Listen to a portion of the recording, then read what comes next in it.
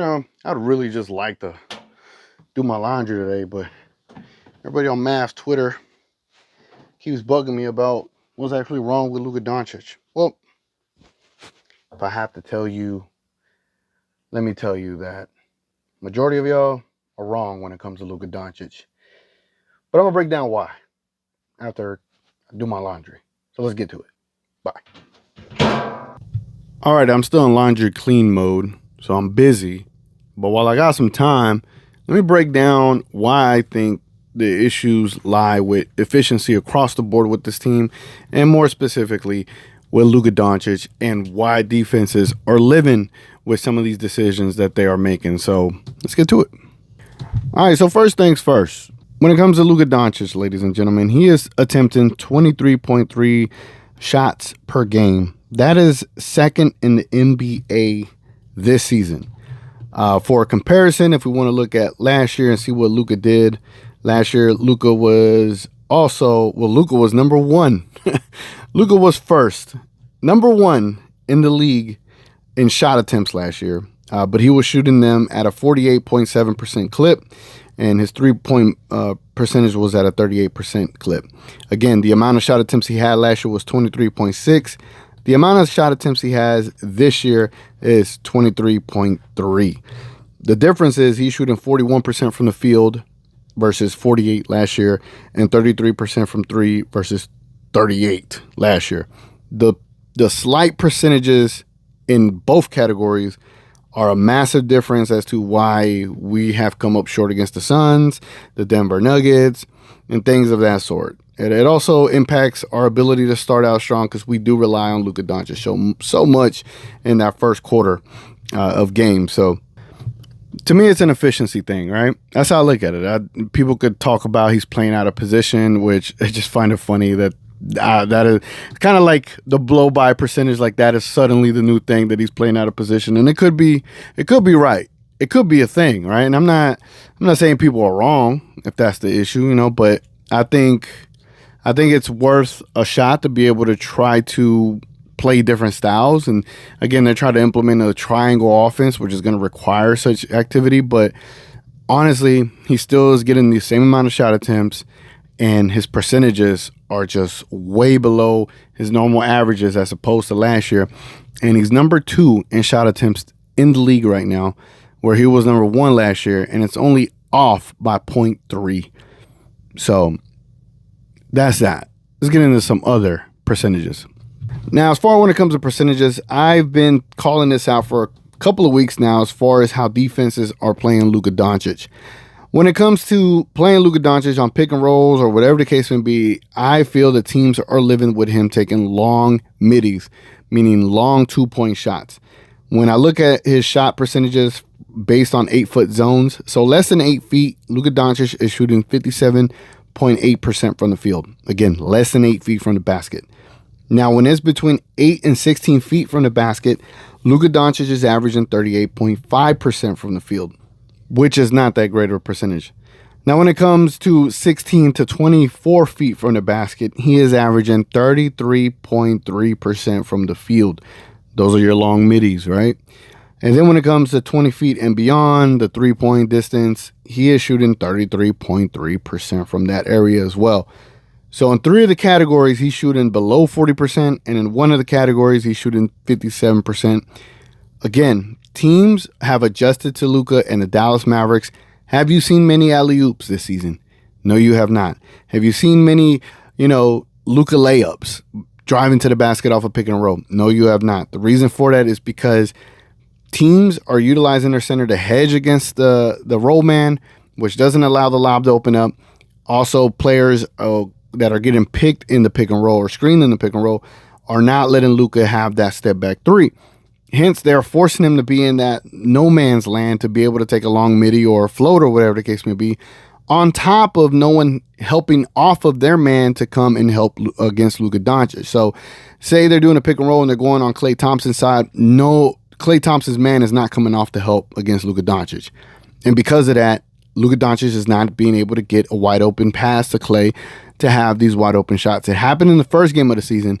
We haven't seen it often since then. And maybe it is Jason Kidd's fault for the lack of play calls, but it is something I'm noticing from defenses on what they're doing. Now, as far as these same numbers for Luka Doncic the previous year, in the previous year, less than 8 feet, Luka Doncic was almost shooting 70% from less than 8 feet. This year, he is shooting 57%. Last year, he almost shot 70%. That is a drastic difference. From 8 to 16 feet, Luka Doncic last year was shooting 47% versus 38% this year. Between 16 and 24 feet, Luka Doncic was shooting 42% last year versus 33% this year. And the 24 feet and beyond, Luka Doncic was shooting 38.4% from that area last year versus 33% this year. Again, highlighting that this is 100% a efficiency issue right now for the Dallas Mavericks. When it comes to 10 games last year versus 10 games this year, I'm going to break down some stats here as well. So, after 10 games in the 2023 season, Luka Doncic and the Mavericks were 8-2. I'm going to skip the efficiency ratings. I mean, defensive and offensive ratings, those things won't matter. But his effective field goal percentage was 62.7. This year, after 10 games, Luka Doncic's effective field goal percentage is 48.3%. Last year, his true shooting percentage was 66.3%. This year, his true shooting percentage is 53.3%. Now, people say, oh, well, he's playing out of position. I'm just not buying that right now. When you look at the usage rate, last year his usage rate was 34%. This year it's 33.3%, literally off by 0.7 percentage. As far as the pace is literally identical. As far as possessions, so far in 10 games this year, Luka Doncic already has more possessions this year. And again, Luka Doncic still has the second top 2 in shot attempts, and last year he was first, and that was only off by 0.3. So again, the Mavericks are just trying to protect Luka from having to dribble the ball up the court where he's getting attacked and, defenders all on his back. But people say they want Luka to have, 45 usage rate. But anyway, pick and roll, ball handler. This is a stat you can see on NBA advanced lineups. Pick and roll ball handler, right? In 2023, the Mavericks were in the 93rd percentile when it came to points per possession in a pick and roll with the ball handler. We're almost averaging a point per possession in a pick and roll situation. Again, we were averaging 47% from those shot attempts during the games. And again, you could credit all those lobs. You could credit whatever Luka created out of those situations. It was great. In 2024, again, pick and rolls with the ball handler are a complete and utter difference right now.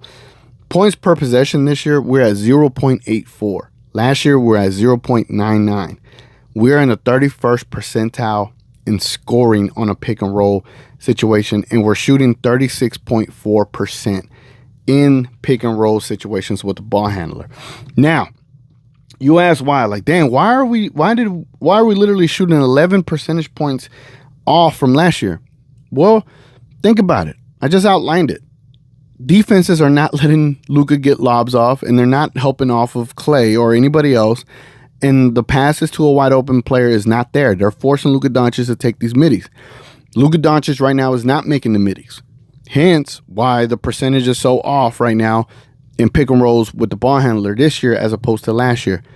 Listen to it. A 47 field goal percentage last year in pick and roll situations for the Dallas Mavericks. This year, 36%. And you wonder what the situation is. It's right now, it's just Luka Doncic is just inefficient shooting a long midi. Now, maybe it could be Jason Kidd's fault. It probably is Jason Kidd's fault. But to not be able to outline the actual issues that is controllable under Luka Doncic and being able to get out of that slump, right now he's in a slump. How can we help him? How can we fix things? People say give him more possessions. People say give him more touches. Well, he has literally the same amount of shot attempts. When it comes to frequency with pick and rolls, ladies and gentlemen, guess how many possessions we have per game? We're averaging 22 possessions per game in a pick and roll situation this year. Last year, we were at 18.1. We literally have 4 more pick and roll situations this year, and we're playing even worse. There's a lot of things that you can outline. To me, it just comes down to an efficiency issue. Clay is also not shooting his normal averages. PJ Washington is not helping you much either. So there's things that we need to fix, but when our main guy is taking 23 plus jump shots, that is one thing that he has to fix immediately to help his team. Not because he's a bad player, not because it's an emotional thing for us. It's just, it matters. And when it comes to a game, when there's 2 points or 1 point to win a game, efficiency matters. And Luka Doncic, it has been trending in the right direction, but for the season, the numbers are the numbers. And I can't dispute you any other way other than to give you facts and to give you correlating situations, right? So what it comes down to. So hopefully Luka Doncic can figure it out. And hopefully the Mavericks can start playing better. Hopefully Jason Kidd could be a better coach. But yeah, man. So I hope that clears up some things for y'all and let you know that you're wrong when it comes to Luka Doncic. And I'm right.